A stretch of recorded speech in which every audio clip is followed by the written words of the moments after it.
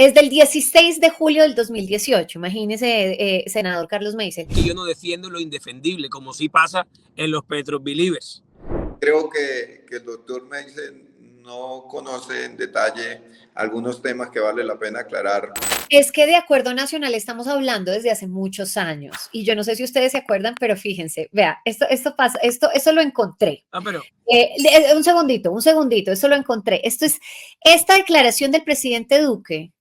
Vean ustedes, es del 16 de julio del 2018, imagínese, senador Carlos Meisel. Y el presidente, el expresidente Iván Duque hablando de proponer un gran acuerdo nacional por Colombia, acuerdo que tampoco se cumplió, acuerdo que, o sea, que terminó en un estallido social. Entonces, a lo que voy es que, pues mucho también están diciendo los congresistas del Centro Democrático y de la oposición de que cuál acuerdo y que esto es una fachada, porque eso fue lo que dijo, es más, eso fue lo que dijo el expresidente Duque. Dijo que el tema de la constituyente es una fachada para hacer otras cosas, para provocar una ruptura institucional. Pero fíjese que de esto se ha hablado desde el 2018 y no ha pasado absolutamente nada tampoco, senador. Pero es que aquí hay una diferencia, aquí hay una gran diferencia, María Camila, y es que yo no defiendo lo indefendible, como sí pasa en los Petro Believers. Claro que Duque le quedó debiendo muchas cosas a este país. Claro que hubo, por ejemplo, yo nunca he negado que para mí el manejo de la pandemia desde el punto de vista sanitario y desde el punto de vista de unas medidas urgentes que se tomaron fueron un acierto del gobierno, pero tuvo mil desaciertos. El problema es que yo no los defiendo, como si los están defendiendo aquí. Pero repito, sigue habiendo un problema de datos con respecto al discurso. El representante habla elocuentemente, habla de manera fantástica sobre unas cosas que no lo acompañan los hechos. Repito, la falta de consenso, la falta incluso de los cumplimientos del acuerdo de paz. Ahora resulta que Petro es el que tiene la primera magistratura de este país, lleva en su Ecuador el mandato, que no ha hecho un carajo por los acuerdos del cumplimiento de paz, que los mismos comunes, que la misma FARC se lo están reclamando y vamos a ser nosotros los responsables en la oposición. Es que de verdad yo entiendo que cuando uno no tiene gestión, cuando uno no tiene gerencia, tiene que buscar fantasmas para poder de alguna manera excusarse. Nosotros, repito, no estamos en contra del fortalecimiento de la educación superior pública, pero yo te invito, María Camila, a que abras una encuesta, un sondeo y le preguntes a los padres de familia, no a FECODE, a los padres de familia y a los muchachos que están por graduarse, si ellos quieren continuar un proceso académico de formación que permita como valor educativo, que es el principal remedio para las desigualdades y para las inequidades de este país, ahí sí coincido.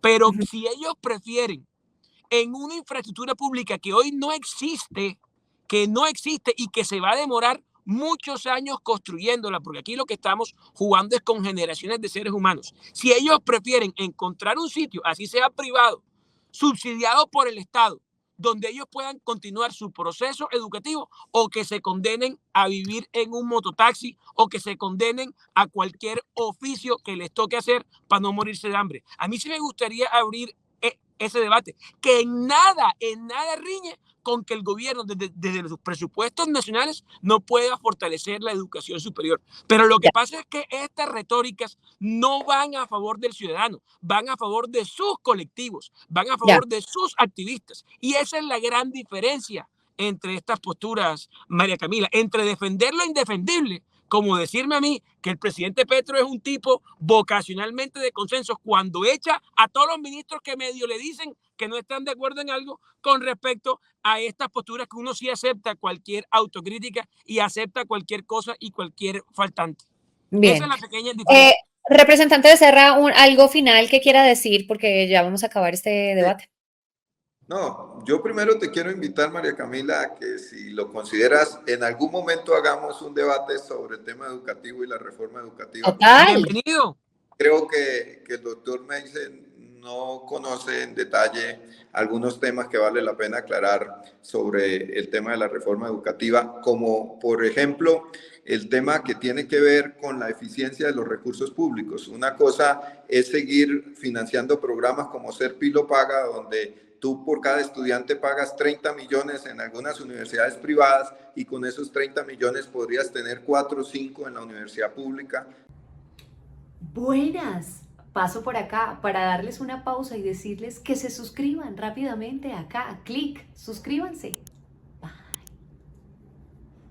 Y estoy hablando, por ejemplo, en el caso de Bogotá. La pregunta es ¿qué vale más, qué es más eficiente, qué es lo más productivo para el Estado? Pero eso es una invitación que te tengo. Y en segundo lugar, hechos. Miren, hechos son que el presupuesto del campo y de la reforma agraria haya tenido el incremento más grande de toda su historia, que hoy en los indicadores de la economía haya habido un crecimiento de 9.3%, que hayamos pasado de 50 billones de pesos para la educación a 72 billones, que hoy hayan proyectos para construir instituciones de educación superior no en las grandes ciudades, sino en el litoral pacífico, en el Catatumbo, en los llanos orientales. Yo creo que el debate sobre los hechos y los cumplimientos deberíamos darlos con cifras, cuando lamentablemente los gobiernos anteriores, y no lo decimos para quedarnos en el retrovisor, sino para que se asuman responsabilidades políticas, por ejemplo, han perjudicado el presupuesto nacional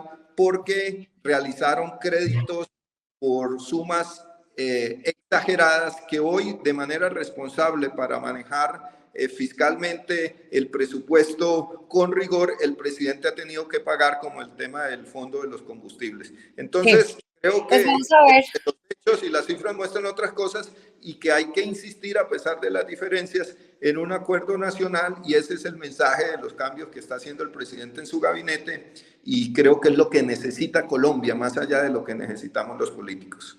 Vamos a ver en qué termina esta idea del consenso y del acuerdo nacional, de lo que está hablando el presidente Petro y de lo que está hablando su nuevo ministro del Interior, Juan Fernando Cristo. Yo les agradezco este debate y queda pendiente, evidentemente, reforma pensional, reforma a la salud, reforma a la educación, lo que quieran, hablamos acá una vez más en este canal. Bueno, la vamos a volver a presentar, entonces ahí. Perfecto. Perfecto, senador, gracias. A cierre. A ver, señor, cierre, senador. Ok, mire, primero, ahora que habla el representante de Ser Pilo Paga, eso estuvo en el gobierno de Santos. Lógicamente distinto y contradictor, y oposición hicimos en su momento al gobierno Santos. Ojalá y se aumentara. Ojalá y se aumentara. Segundo, reforma agraria. Sí, han destinado unos presupuestos. ¿Cuántos predios han entregado? Tercero, los climas económicos que se están comparando este mes se están comparando con su propio gobierno. Vámonos a los hechos universales y reales. El PIB creció en el 2023 7% menos que en el 2022. El dato mata el relato. Pero lo más importante, el programa no es de cosas puntuales, y ellos, cuando ya se ven sin argumentos, empiezan a ramificarse por una cantidad de factores. Hablemos del acuerdo nacional. Le insisto, María Camila, ¿cómo pretende el gobierno llegar a un acuerdo con nosotros en la oposición si él mismo no soporta una crítica en su mismo equipo? Es un tipo que no va a llegar a ningún consenso. Además, la evidencia en la salud, en la estatutaria de educación y en la pensional, donde a las 6 horas, me acuerdo yo que Chacón hablaba de un consenso de 2.3, a las 6 horas Petro lo dejó como un payaso, hablándole que él en cámara iba a romper el acuerdo y que iba a subir eso a un umbral del 4 salarios mínimos. Entonces, quedó al final. Sí, se nos cayó. Bueno, se nos cayó justo en el instante, creo que le entró una llamada, pero bueno. Representante, gracias. Al senador Carlos Meisel, gracias. Acá los esperamos una vez más. Siempre estos micrófonos están abiertos, micrófonos y pantalla y todo este medio está abierto para ustedes y para que obviamente la gente que está detrás de esto pues se identifique con una postura u otra. Les agradezco. Gracias a toda la gente que estuvo hasta el final de esta entrevista. Por favor, suscríbanse acá abajito. No se les olvide. Por favor, suscribirse, es muy importante que lo hagan. Gracias. Nos vemos. Chao.